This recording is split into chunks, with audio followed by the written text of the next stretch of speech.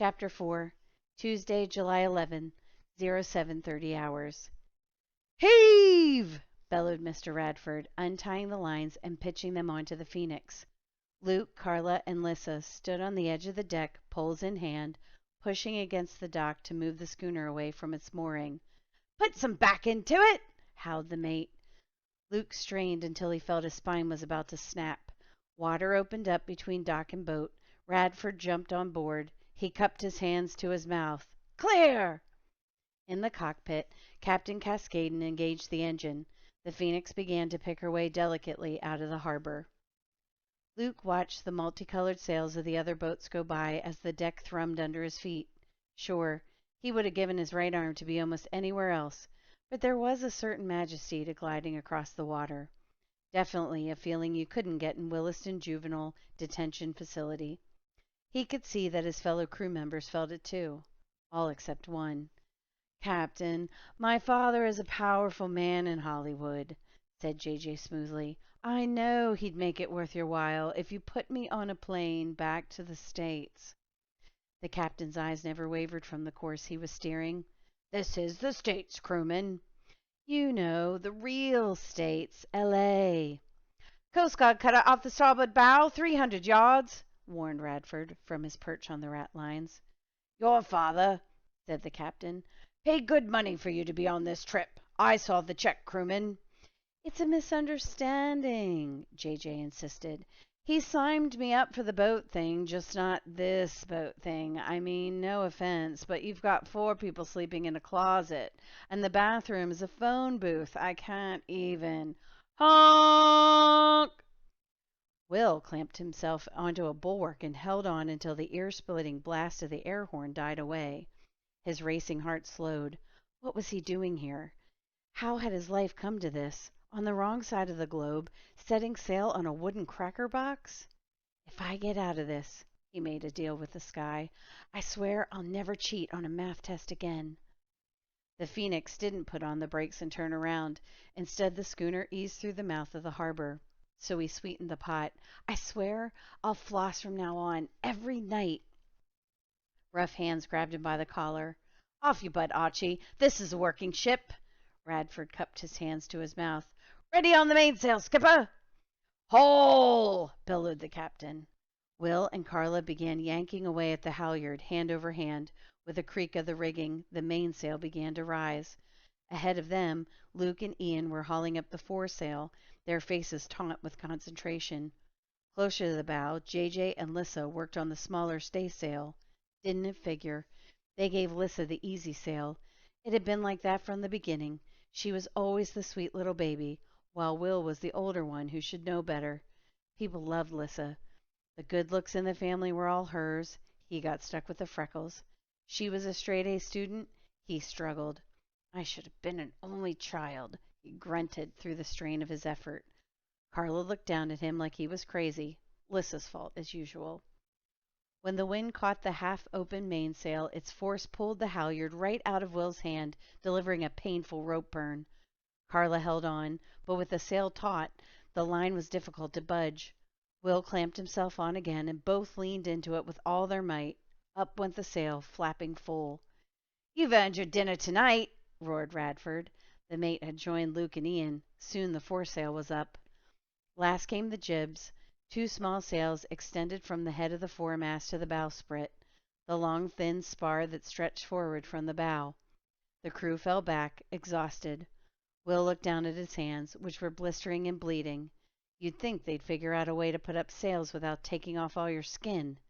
He caught sight of his sister. She was smiling. Smiling.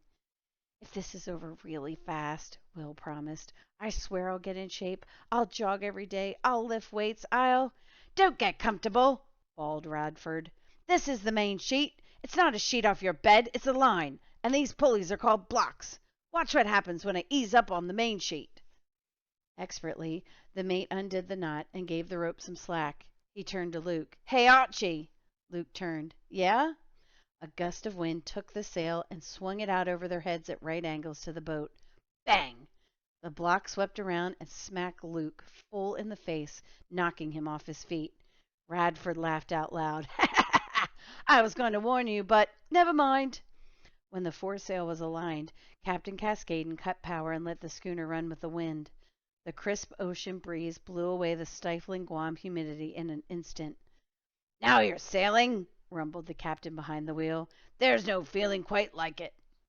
Lissa hopped up on the engine housing, threw her arms wide, and let her long hair whip in the wind. Feel that breeze! Where I come from, Carla told her, a wind like that would knock you right off the fire escape. Will burned. Lissa was making friends here like she did everywhere. By the time the trip was over, she was going to be voted Miss Congeniality on this tub. This would be like a vacation for her, while he suffered. It was so unfair. If it wasn't for Lissa, they wouldn't be on this dumb trip. Sure, he got in her face a lot. She deserved it. Besides, when they were fighting, it was always Lissa who went ballistic. Involuntarily, his mind jumped to the incident that his parents had come to call the last straw. The argument started out small. 2 Halloween parties, who would get dropped off first, something like that. No big deal. He remembered Mom in the background screaming for them to calm down, and then the marble rolling pin from Lissa's chef costume was hurtling toward his face. He heard rather than felt his nose break. The blood poured like somebody had busted a hydrant. He couldn't even recall fighting back. He must have, though, because when he woke up in the hospital, Lissa was in the bed next to him with a concussion. Both of them were so beaten up that the cops had to file a special report to rule out child abuse. Take my word for it, the officer assured the Greenfield parents. If you don't do something about these two, they're going to kill each other. And just their luck. The admitting nurse happened to have a third cousin whose juvenile delinquent son had been sent on a boat trip called Charting a New Course. Tears stung Will's eyes as Guam became smaller and smaller. Oh, great. Now he was going to be the ship's crybaby, too. He ran for the companionway to the mainsail cabin, determined that no one should see him. There he came face to face with Luke, who was holding a cold towel to his rapidly swelling eye. You're my witness, Luke seethed. You saw that lousy rat face. He did it on purpose. Will smiled, his first of the day. Rat face Radford. Why didn't I think of that?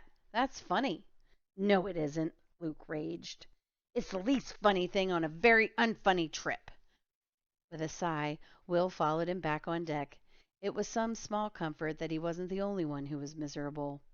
Lissa was hanging around the captain, schmoozing him while he explained how the boat's motor worked. Will snorted in disgust. One science fair project on the internal combustion engine, and Lissa thought she was Jeff Gordon's whole pit crew. He looked back to the sky. If I get out of this. But he wasn't getting out of anything. Guam was barely a speck on the horizon.